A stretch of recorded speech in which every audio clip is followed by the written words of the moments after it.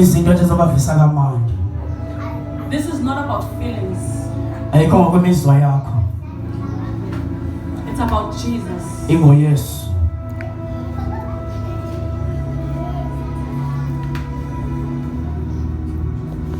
Jesus is looking for a life.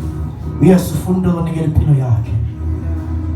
That you're not gonna roll here and cry. Hayi umuntu ozokwenza akhale.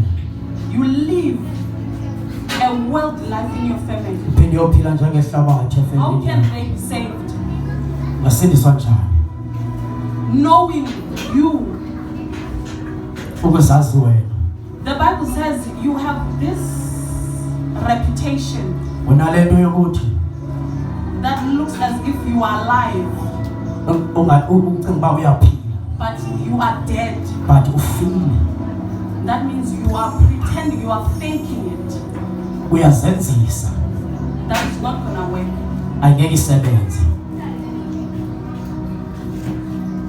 Jesus is looking for a life. Yesu ufuna umuntu ozoncama ubomi bakhe.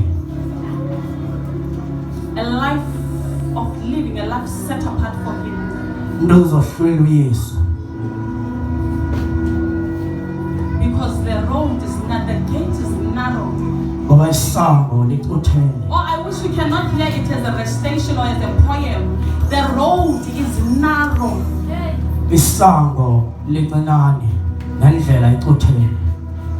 The garbage is not needed. Imithwalo ayingeni.